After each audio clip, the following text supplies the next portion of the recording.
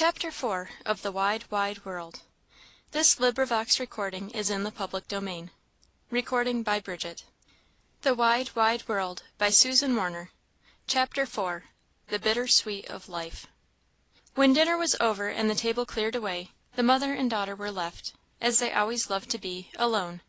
It was late in the afternoon, and already somewhat dark, for clouds had gathered over the beautiful sky of the morning, and the wind, rising now and then, made its voice heard.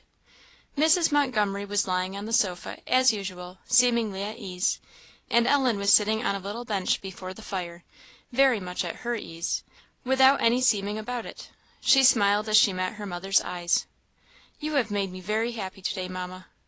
"I am glad of it, my dear child. I hoped I should. I believe the whole affair has given me as much pleasure, Ellen, as it has you." There was a pause. "Mamma, I will take the greatest possible care of my new treasures." "I know you will. If I had doubted it, Ellen, most assuredly I should not have given them to you, sorry as I should have been to leave you without them. So you see you have not established a character for carefulness in vain. And, Mamma, I hope you have not given them to me in vain, either. I will try to use them in the way that I know you wish me to; that will be the best way I can thank you." "Well, I have left you no excuse, Ellen. You know fully what I wish you to do and to be; and when I am away I shall please myself with thinking that my little daughter is following her mother's wishes. I shall believe so, Ellen. You will not let me be disappointed?" "Oh, no, Mamma," said Ellen, who was now in her mother's arms. "Well, my child," said Mrs. Montgomery, in a lighter tone, "my gifts will serve as reminders for you if you are ever tempted to forget my lessons. If you fail to send me letters, or if those you send are not what they ought to be, I think the desk will cry shame upon you. And if you ever go an hour with a hole in your stocking, or a tear in your dress, or a string off your petticoat, I hope the sight of your work box will make you blush." "Work box, Mamma!" "Yes. Oh, I forgot; you've not seen that?" "No, Mamma; what do you mean?" "Why, my dear, that was one of the things you most wanted; but I thought it best not to overwhelm you quite this morning. So while you were on an exploring expedition round the store, I chose and furnished one for you." "Oh, Mamma, Mamma!" said Ellen, getting up and clasping her hands, "what shall I do? I don't know what to say; I can't say anything. Mamma, it's too much!" So it seemed, for Ellen sat down and began to cry. Her mother silently reached out a hand to her, which she squeezed and kissed with all the energy of gratitude, love, and sorrow, till, gently drawn by the same hand, she was placed again in her mother's arms and upon her bosom. And in that tried resting place she lay, calmed and quieted, till the shades of afternoon deepened into evening, and evening into night, and the light of the fire was all that was left to them. Though not a word had been spoken for a long time, Ellen was not asleep. Her eyes were fixed on the red glow of the coals in the grate, and she was busily thinking, but not of them. Many sober thoughts were passing through her little head, and stirring her heart. A few were of her new possessions and bright projects, more of her mother. She was thinking how very, very precious was the heart she could feel beating where her cheek lay. She thought it was greater happiness to lie there than anything else in life could be. She thought she had rather even die so on her mother's breast than live long without her in the world. She felt that in earth or in heaven there was nothing so dear. Suddenly she broke the silence. "Mamma, what does that mean? 'He that loveth father or mother more than me is not worthy of me.' It means just what it says. If you love anybody or anything better than Jesus Christ, you cannot be one of his children." "But then, Mamma," said Ellen, raising her head, "how can I be one of his children? I do love you a great deal better. How can I help it, Mamma?" "You cannot help it, I know, my dear," said Mrs. Montgomery, with a sigh, "except by his grace, who has promised to change the hearts of his people to take away the heart of stone, and give them a heart of flesh. But is mine a heart of stone, then, Mamma, because I cannot help loving you best?" "Not to me, dear Ellen," replied Mrs. Montgomery, pressing closer the little form that lay in her arms. "I have never found it so. But yet I know that the Lord Jesus is far, far more worthy of your affection than I am; and if your heart were not hardened by sin, you would see him so. It is only because you do not know him that you love me better. Pray, pray, my dear child, that he would take away the power of sin, and show you himself; that is all that is wanting." "I will, Mamma," said Ellen, tearfully. "Oh, Mamma, what shall I do without you?" Alas! Mrs. Montgomery's heart echoed the question, She had no answer. "Mamma," said Ellen, after a few minutes, "can I have no true love to him at all unless I love him best?" "I dare not say that you can," answered her mother, seriously. "Mamma," said Ellen, after a little, again raising her head, and looking her mother full in the face, as if willing to apply the severest test to this hard doctrine, and speaking with an indescribable expression, "do you love him better than you do me?" She knew her mother loved the Saviour, but she thought it scarcely possible that herself could have but the second place in her heart. She ventured a bold question, to prove whether her mother's practice would not contradict her theory. But Mrs. Montgomery answered steadily, "I do, my daughter." And, with a gush of tears, Ellen sank her head again upon her bosom.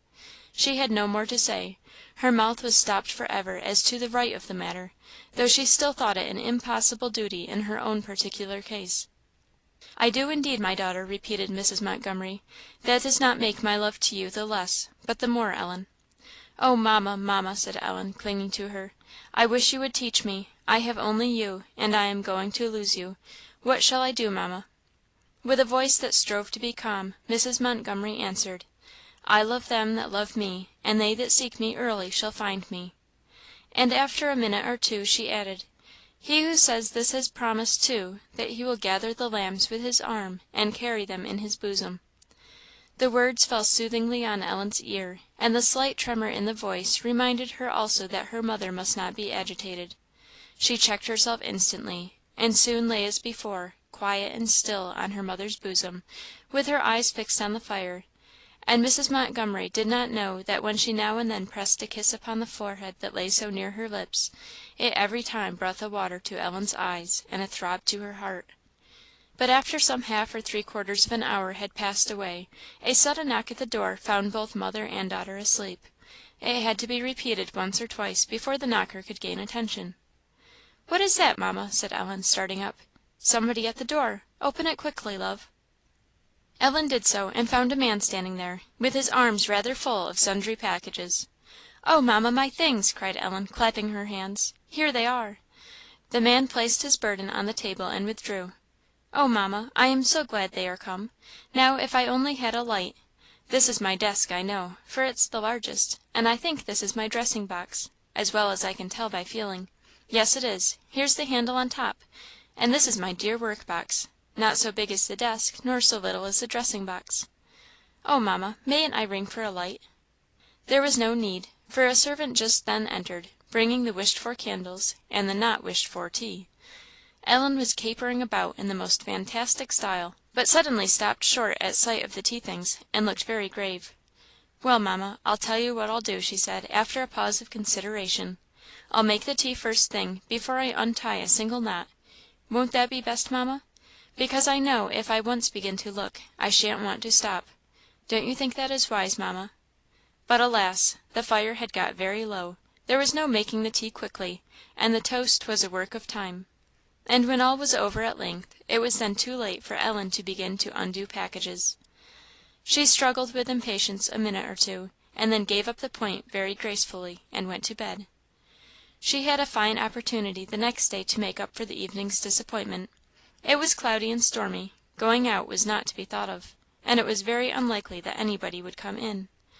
Ellen joyfully allotted the whole morning to the examination and trial of her new possessions; and as soon as breakfast was over and the room clear, she set about it. She first went through the desk and everything in it, making a running commentary on the excellence, fitness, and beauty of all it contained; then the dressing box received a share, but a much smaller share, of attention; and lastly, with fingers trembling with eagerness, she untied the packthread that was wound round the work box, and slowly took off cover after cover; she almost screamed when the last was removed. The box was of satin wood, beautifully finished and lined with crimson silk; and Mrs. Montgomery had taken good care it should want nothing that Ellen might need to keep her clothes in perfect order. "Oh, Mamma, how beautiful! Oh, Mamma, how good you are! Mamma, I promise you I'll never be a slattern. Here is more cotton than I can use up in a great while every number, I do think. And needles oh, the needles! what a parcel of them! And, Mamma, what lovely scissors! Did you choose it, Mamma, or did it belong to the box?" "I chose it." "I might have guessed it. Mamma, it's just like you; and here's a thimble, fits me exactly; and an emery bag how pretty! and a bodkin. This is a great nicer than yours, Mamma; yours is decidedly the worse for wear. And what's this? Oh, to make eyelet holes with, I know. And oh, Mamma, here is almost everything, I think. Here are tapes, and buttons, and hooks, and eyes, and darning cotton, and silk winders, and pins, and all sorts of things. What's this for, Mamma?" "That's a scissors to cut buttonholes with. Try it on that piece of paper that lies by you, and you will see how it works."